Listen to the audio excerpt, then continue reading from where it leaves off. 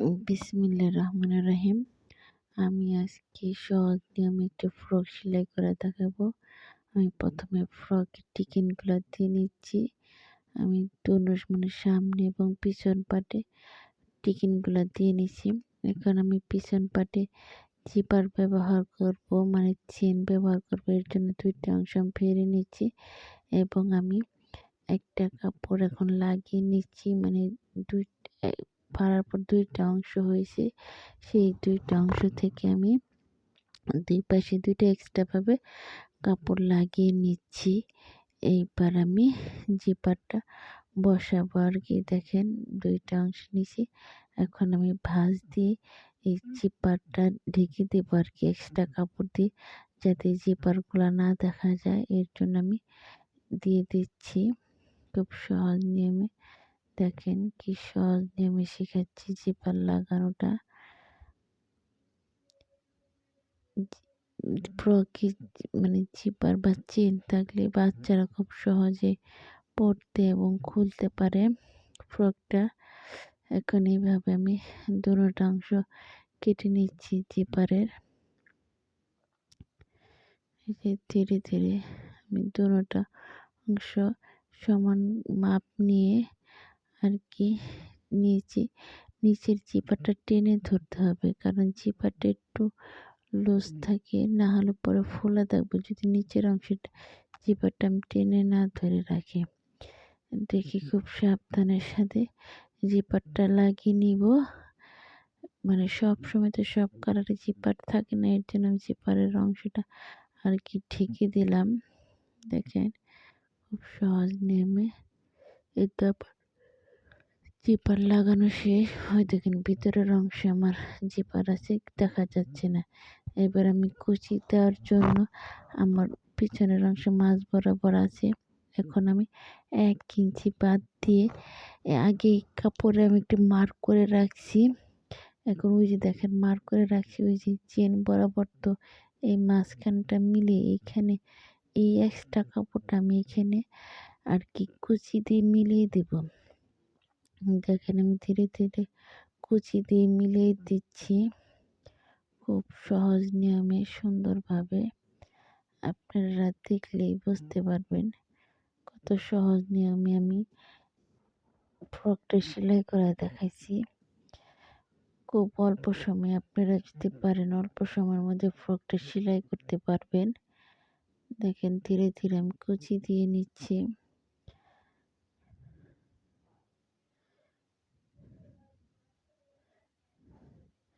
আমার পুরো অর্ধেকটা শেষ, এখন বাকি অর্ধেকটা আমি করে নিচ্ছি কুচি। দেখেন খুব সহজ নিয়মে আমি পুরো অংশটা কুচি দিয়ে নিলাম। এইভাবে কুচি দিলে মানে সফট হয়ে যায়। আগে কুচি দিয়ে নিলে হতো কি কোন অংশে কম হতো বা বেশি হতো, এখন কিন্তু খুব অ্যাকুরেট পরিমাণ হয়ে যাচ্ছে। আমি এই অংশটাও 1 ইঞ্চি পরিমাণে বাদ রেখে দিলাম আর কি সেলাইয়ের জন্য। এখানে 1 ইঞ্চি বেশি, এখানে 1 ইঞ্চি বেশি, আমি এখানে ডাবল সেলাই দিয়ে নিচ্ছি।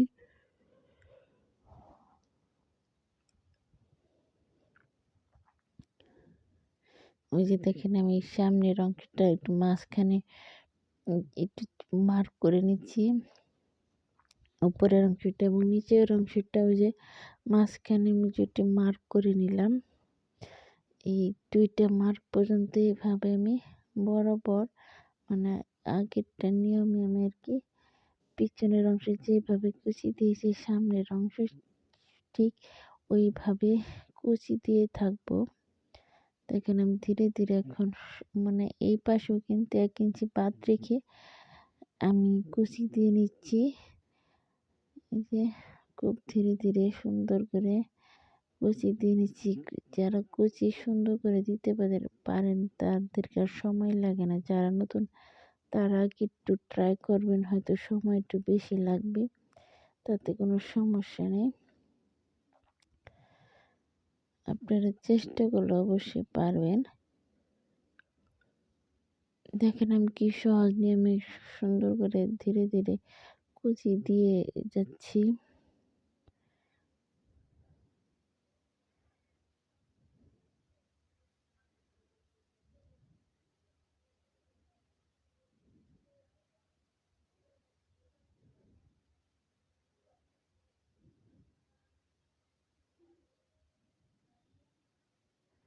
আমি এই পাশেও ১ ইঞ্চি বাকি রাখলাম। ১ ইঞ্চির মধ্যে কুচি দেব না, কারণ এই পাশটা হচ্ছে আমার সেলাইয়ের সাইড। এ আমি আবারও ডাবল সেলাই দিয়ে নিচ্ছি এই পাটে।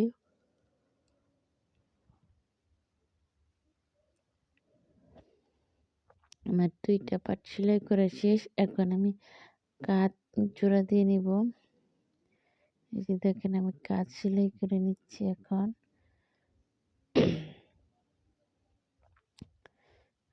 কাঁধের মধ্যে আমি ডাবল সেলাই করে নিচ্ছি। ২ পাশের কাঁধটা আমি সিলিয়ে নিলাম সুন্দরভাবে, দেখেন। এখন আমি হাতা লাগাবো। এর জন্য প্রথমে আমি হাতার যে এই অংশটা আছে সেটাকে আমি আগে সেলাই করে নিব।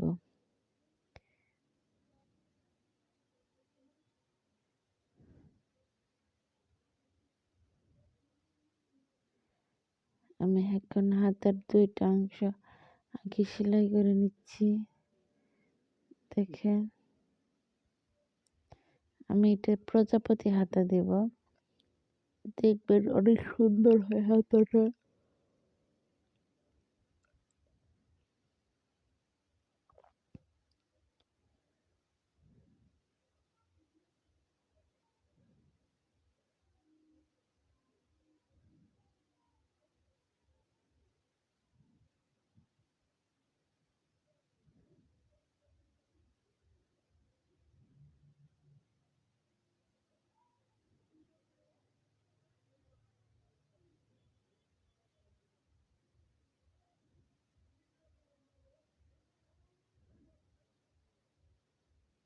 আমি ধীরে ধীরে হাতাটা সিলিয়ে নিলাম কমপ্লিট করে, দেখেন।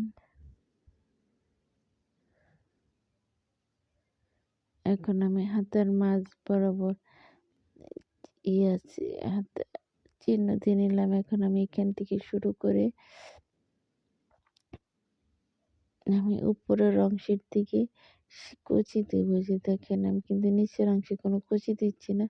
উপরের অংশের কাছাকাছি আসার পরে আমি ঘন করে কুচি দিচ্ছি। এইভাবে আমি ২ টা হাতার অংশ আমি সেলাই করে নিব, দেখেন।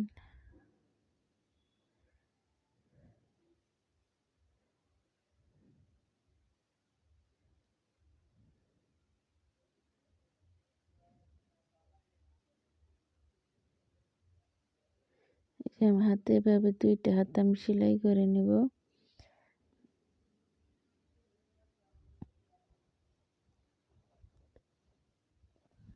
এইভাবে আমি ২ টা হাতা কমপ্লিট করে নিচ্ছি, দেখেন। এখন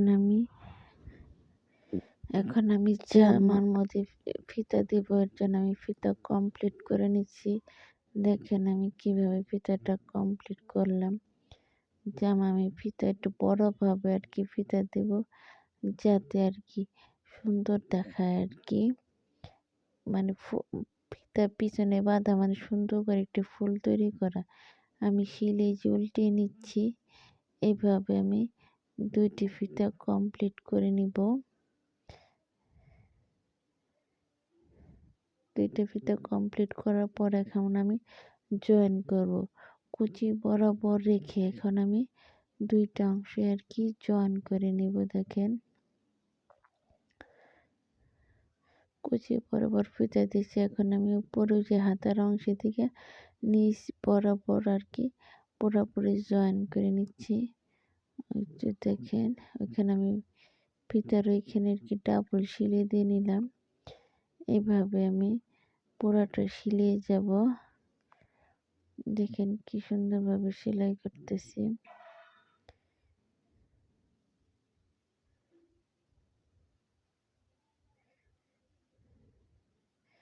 এই তো আমার সেলাই হয়ে গেল। এখন আমি ডাবল সেলাই দিয়ে নিচ্ছি।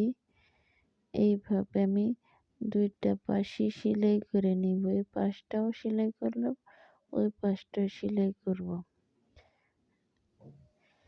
আমার দোনো পাশে জয়েন করা শেষ। এখন আমি প্রয়োজন অনুযায়ী আর কি নিচের অংশটা ভেঙে সেলাই করে নিচ্ছি, যতটুকু আমি এক্সট্রা নিয়েছিলাম। এই যে দেখেন আমি ধীরে ধীরে এখন পুরা অংশটা সেলাই করে নিব সবাই মনোযোগ দিয়ে দেখবেন আমার এই সহজ নিয়মে ফ্রক সেলাই করাটা।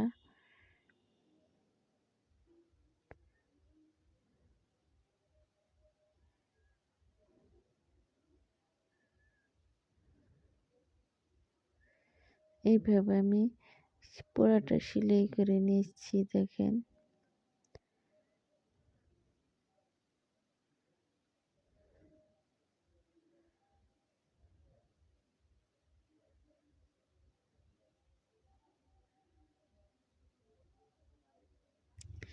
আমার নিচের অংশ সেলাই করা শেষ। এখন আমি গলার অংশ সেলাই করব। এর জন্য আমি আড়া করে কাপড় কেটে নিচ্ছি ১ ইঞ্চি পরিমাণ করে দেখেন। আমার প্রয়োজন অনুযায়ী আমি আড়াভাবে কাপড়টা কেটে নিচ্ছি। এখন আবার কাটা শেষ। আমি এখন আর কি জিপারটা কেটে নিব যতটুকু লাভ এক্সট্রা বেশি হয়েছে। ওই যে জিপারের রানারটা নিচের দিকে নামিয়ে দিব। এখন দেখেন ওই যে আমি এই যে সমান বরাবর কেটে নিচ্ছি। আমার কাটা শেষ। এখন আমি জিপারটা লাগাবো আর কি। এই যে দেখেন আমি জিপার নামে এখন পাইপিংটা লাগাবো। গলার মধ্যে যে পাইপিং দিচ্ছি এখানে আমি পুরাটা লাগিয়ে নিচ্ছি খুব সুন্দর ও সহজভাবে। সবাই দেখেন আপনারা।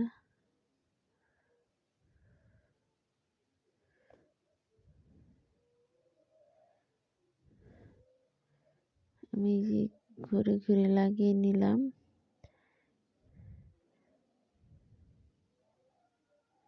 এখন আমার লাগানো শেষ। এখন আমি এটাকে ভাঁজ দিয়ে আরেকটা সেলাই করে দিয়ে নিব।